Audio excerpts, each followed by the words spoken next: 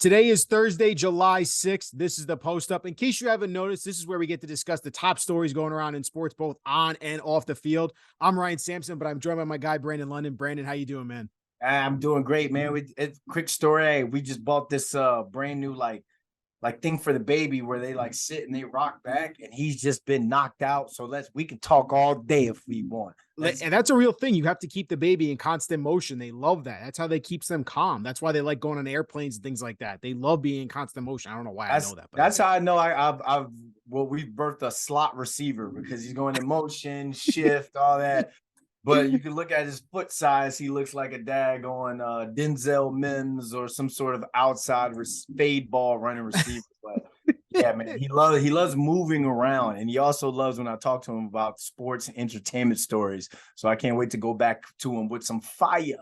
Yeah, we got some juicy stuff today, man. Let's start off with the top story we all saw from TMZ.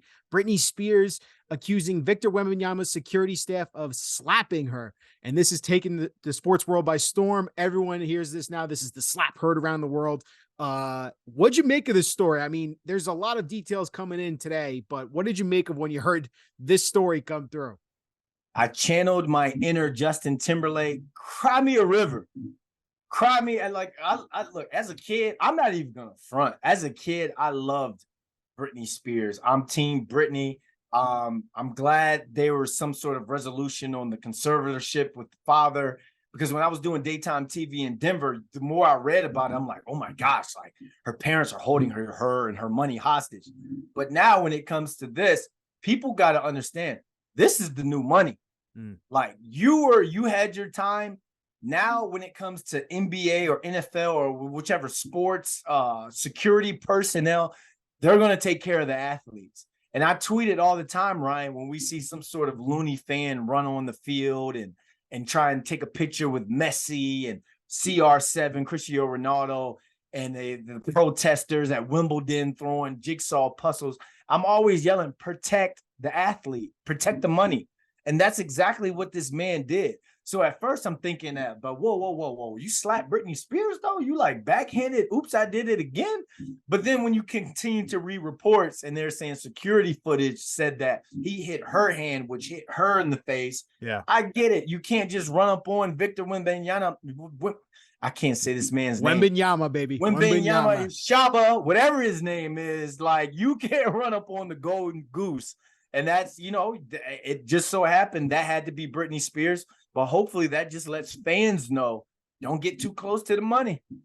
Yeah, and you know what I take away from this story? Obviously, there's still going to be a lot to come through, and I'm sure that security footage is going to come out, and we're going to see what happened.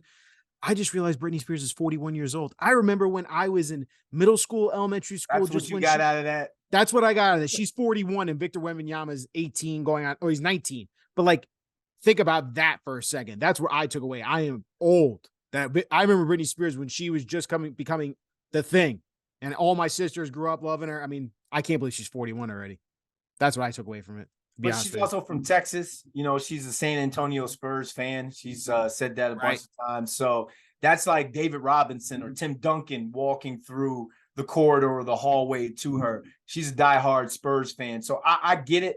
I just wish, and maybe had she known, she could have had a publicist reach out. You're going to get your picture, in a more controlled environment. But when it's something like he's out in the open, this man's like Obama. This man's like Trump walking around. They're going to be Secret Service for this guy. And at the NBA draft, when they had walked the red carpet, they were walking by myself and our other New York Post sports producer, Emma Kate Austin, and they pushed us. They pushed us to the side. Like they hit me like they was the left tackle and like kick slided and like had me off to the side. So, hey, that's just how it is. It was the same thing, Britney, when you were at the height of your fame. Yeah. Don't touch the money. Don't get close to the golden goose. It's unfortunate that she got hit, but the Spurs are going to make sure that they do anything and everything to show footage that this man is in the right, because one, the NBA doesn't want another problem with someone, a team personnel or a player hitting or putting their hands on a woman. And two, I think fans should take notice of this. If Britney can get backed up and I can get backed up, you for darn sure can get backed up. Yeah, and I you put it perfectly. Alls I know is when you see a celebrity or someone important coming through and their security's there, don't mess with them. Just Don't don't mess mess. with them. They're getting paid to do their job and they're going to do it well. They're going to make sure that that person's protected. That's the rule I got there. But anyways, the next thing I got to talk to you about is Anthony Edwards. He posted to social media. Seems that he's got a warning for all the thirst traps out there. He just signed a huge max extension. He's got a lot of money. Brandon, is he right to be sending that message out to everyone? Look, the dude's a movie star slash NBA basketball player. I haven't seen Hustle, but I saw the little clip of him in there. Gave him a 3 thumbs up for his role on that movie.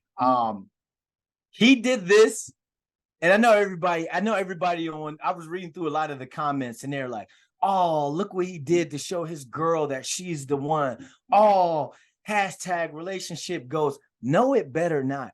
Ryan, come on now. You're in a relationship. I'm in a relationship right now. This is a post coming from someone who just got caught doing something he wasn't supposed to be doing. Okay. That's what that is. All y'all ladies think y'all gonna get money. No, just this one's gonna get it. She the one. You got caught. Yeah. You got caught with your hand in the cookie jar. Come on, dude. Now. You're posting a video with you with a woman in bed, and then you pay into the dog, and then it's like, what are you doing? We get it. You have more money than God. You have more money than I will ever see in my lifetime. It's a whole nother lifestyle. We talked about this, especially the NBA players. We talked about this with Zion. That lifestyle is different. Something I will never understand or get or even see a glimpse of. So for him to post that message out there, it feels a little unnecessary. It feels like that unspoken thing of, yeah, we know you have a lot of money. There's going to be thirst traps out there searching for that money because you're a target. That's what you are. You're an easy target when you have that cachet, like you said, the golden goose. You are that person, On the flip side, Ryan, you know that GIF with Cam Newton, where I guess a team just scored and he was like, "Okay, I know what I got to do." You know that GIF? There's a Mariah Mills. There's some sort of Instagram thirst trap out there that's like, "Oh, you think she's the one and she ain't gonna touch that money? Oh, wait till you on the road and you guys are playing the Hawks, and I come through that hotel lobby wearing thirst trap of all Fashion Nova, whatever she wearing, and she looking like a snack, a meal, and a buffet. Men get weak on the road." So he just tempted those ones out there that are like, "Oh, you think she's gonna be the only one touching that money? Yeah, all right. You have ever heard of this thing called extortion? I'm gonna get you with it." So this is the New York Post Sports. Keep an eye on this. Keep an eye on this because we're going to be doing some sort of relationship update when it comes to Anthony Edwards and the only one who's going to be touching that money. He's only good job, bro. Good job. 21 years old. 21 years old. He's got 21 years old. 207 guaranteed, 260 he can reach with this max contract. Unreal money. Good for him though. He deserves it. Our next thing, speaking of relationships, Tom Brady, Kim Kardashian, our phenomenal New York Post sports reporter, Jenna Lemoncelli, just wrote this article, and we got to talk about this, Brandon, because I was going to ask you yesterday about this. I don't know if you saw the post, the photos from every celebrity and athlete at Michael Rubin's all-white 4th of July party. This thing was out in the Hamptons. It was insane. I can't, like, me and my friends were talking about it on the 4th of July, like, oh my God, you guys see those photos? Joe Burrow, Devontae Adams, Tom Brady, Robert Kraft, Usher. I mean, every single Jennifer Lopez and Ben Affleck were there. Leonardo DiCaprio. I can go on and on and on. Everyone was there. If you were the who's who, you were at this party, Brandon. I'm surprised I didn't see you there, actually. The invite got sent to my New York Post email, not my regular email. I don't check it on. I don't check it on holidays. I know. And days that end with Y. Like I messed that up. Yeah, but the rumor is now that Tom, and we heard about this previously, that there's something could be there, but now the rumors are getting a little bit stronger here that apparently Tom Brady and Kim Kardashian were seen talking and doing a little bit of dancing. Is Tom Brady, after obviously the most public divorce last year going through with Giselle, is he going to be going into that world now with Kim Kardashian? Is that what's going to happen right now? Hey, man, he might want to skim in some of that almond milk, man. He I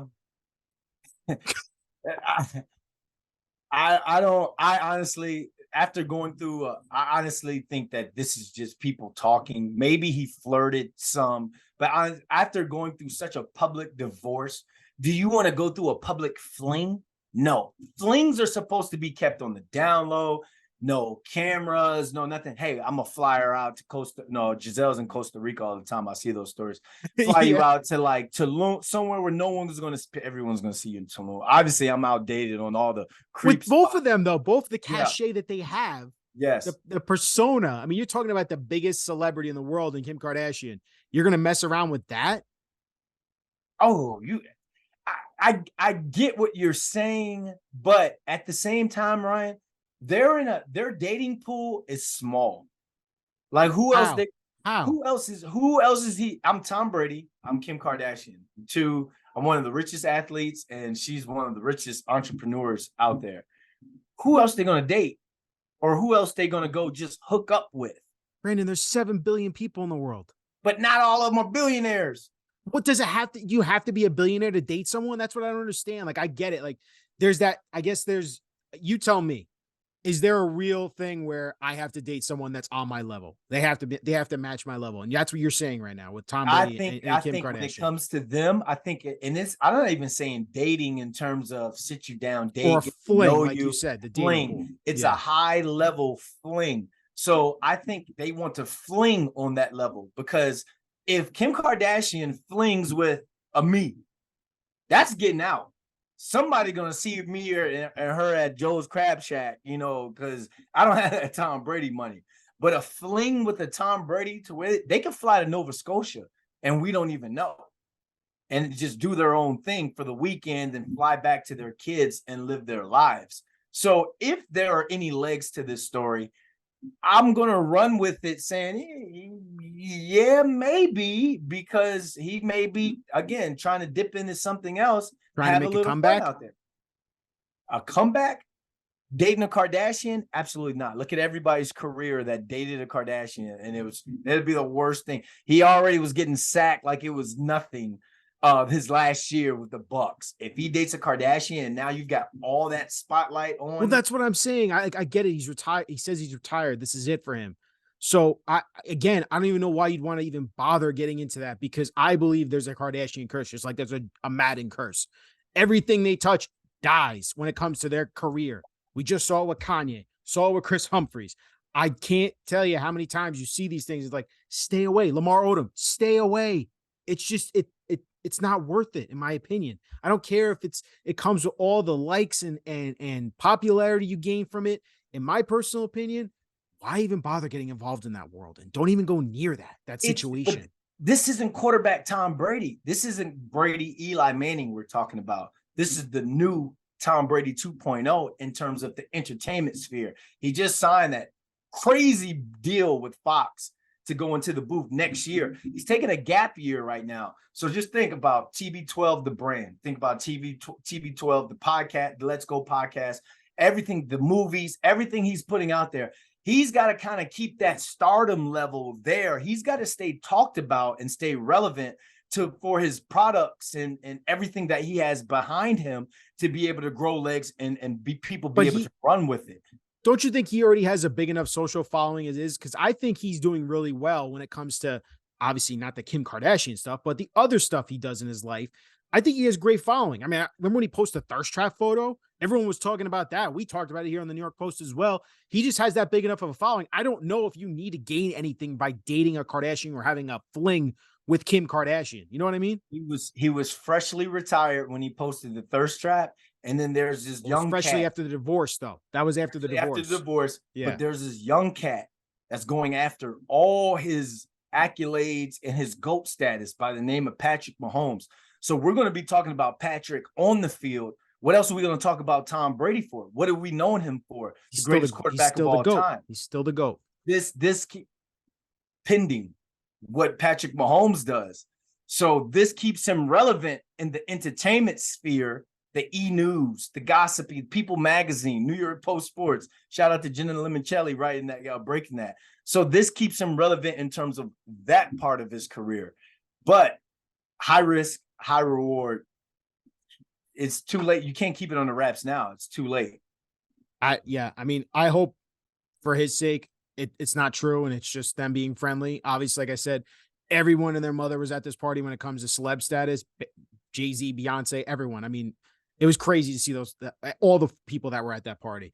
I obviously wish I could have been a part of that party too, because that would have been a lot of fun, especially in the Hamptons. That's a great time. Anyway, next thing, Chris Russo, crazy conspiracy theory he put on ESPN saying that Jeff Van Gundy, who recently was part of the ESPN mass talent layoffs, the on-air talent layoffs, he was a part of them.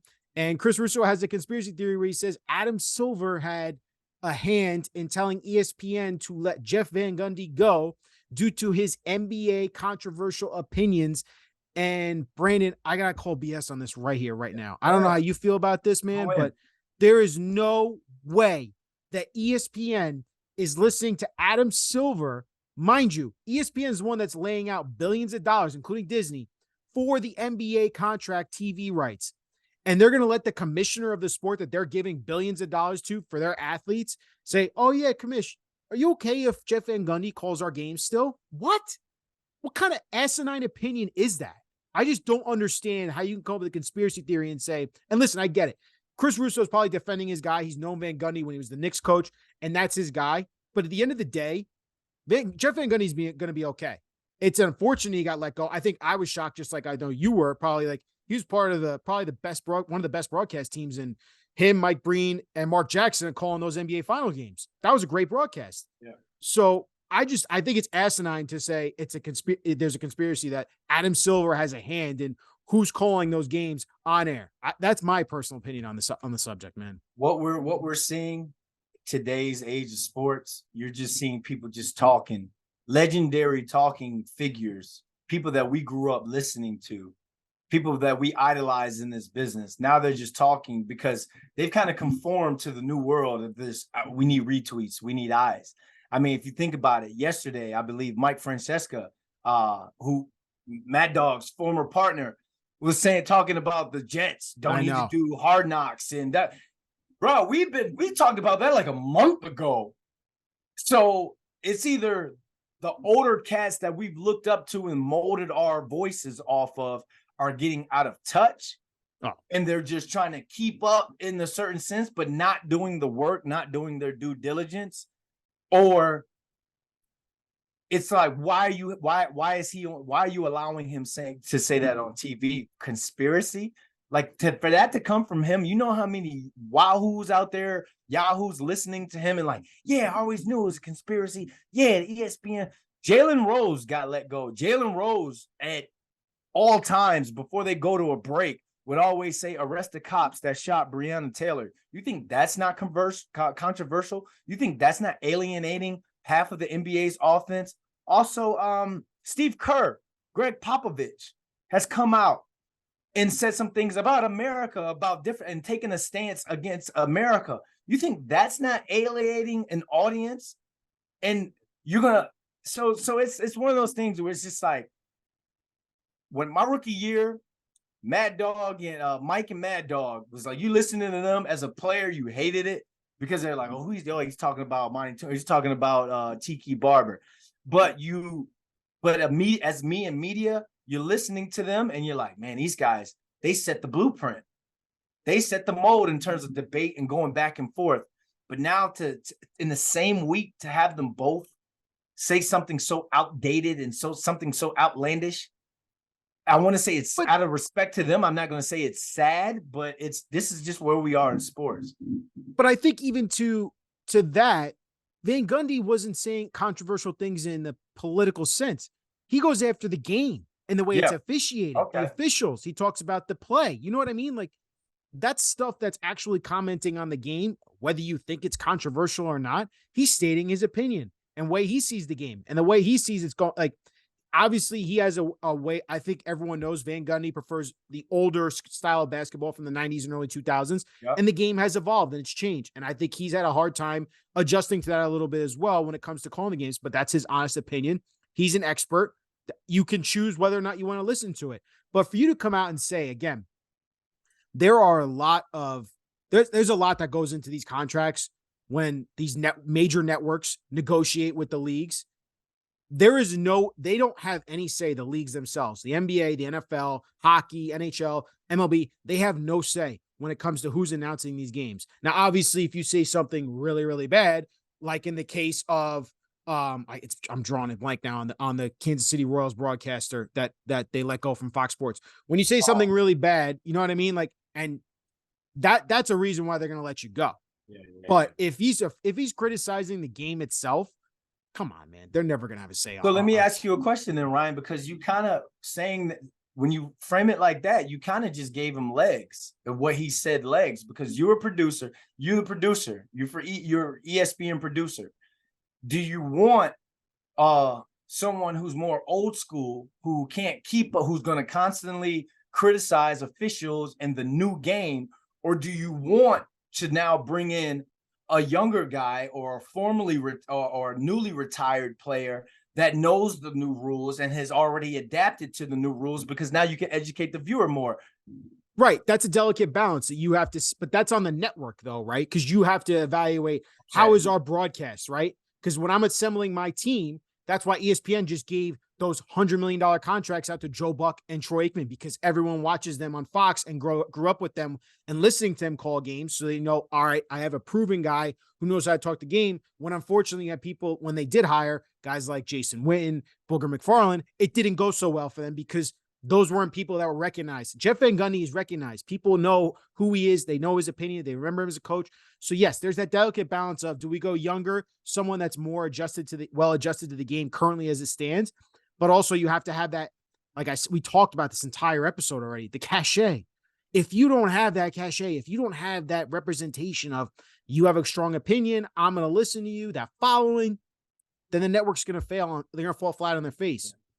And the games always get viewers, but it's become like we live in this social media world. It's become quite the way of people always criticizing how games are called and those analysts and what they're analyzing during the game. I know we always talk about it too. Like, man, did you hear what Troy Aikman said about that play or that quarterback? Can you believe what's his face said to that? Like, we always talk about that. So I don't know. I just think it's a crazy conspiracy to say that the NBA actually has a hand in how ESPN or any of these networks handles their on-air talent.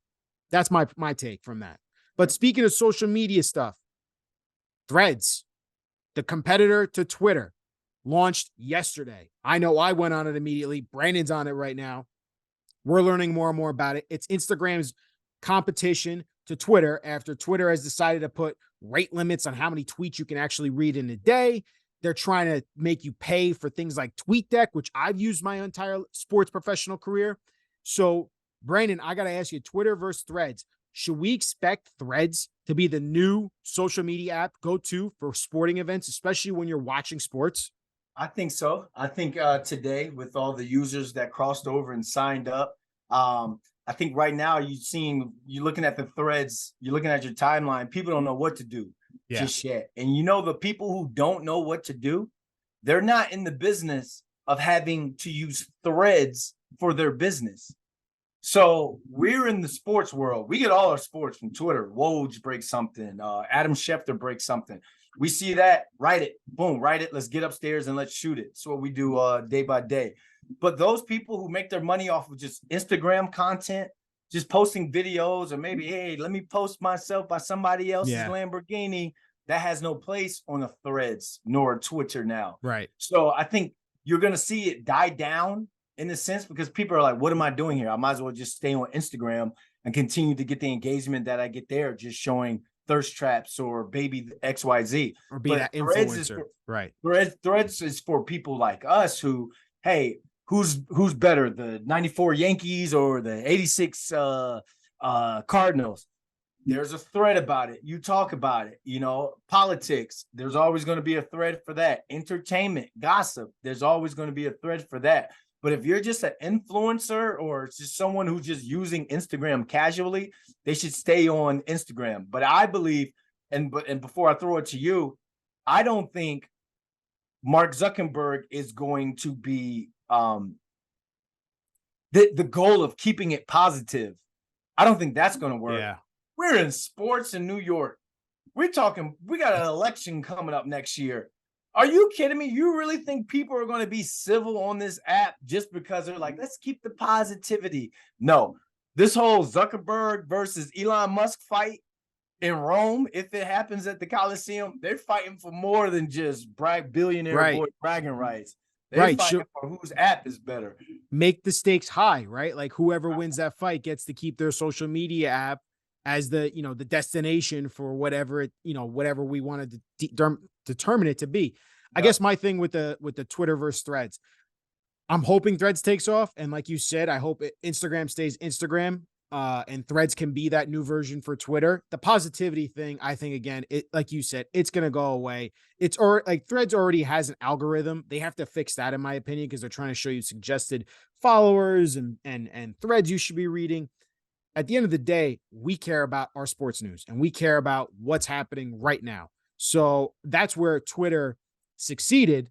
But if you're going to limit the amount of times I can go on that app and read tweets and read, see what people are breaking news, then yeah, I'm going to go to Threads and I'm going to change it up and I'm going to say, let's go over there. And it seems like there's a lot of people who are already opening up.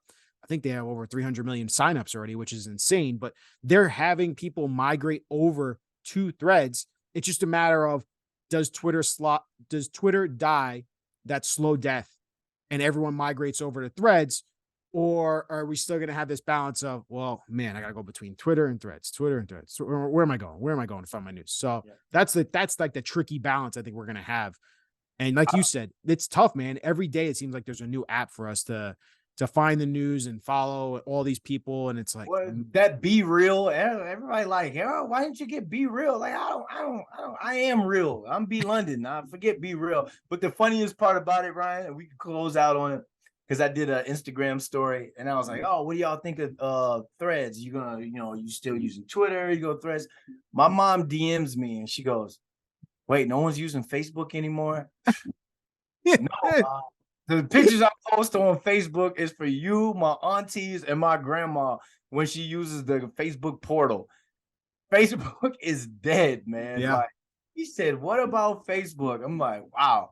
And me being a UMass guy, we were like one of the top 5 schools to get Facebook. I've been on Facebook since 2000, I believe, 2006, the off season of 2006. And we used to snitch on ourselves because we'd have like kegs and stuff at the parties, UMass football, we'd hang out with UMass lacrosse, all that. And then we'd have to run for it at practice. And we're like, because coach was like, you guys underage drinking.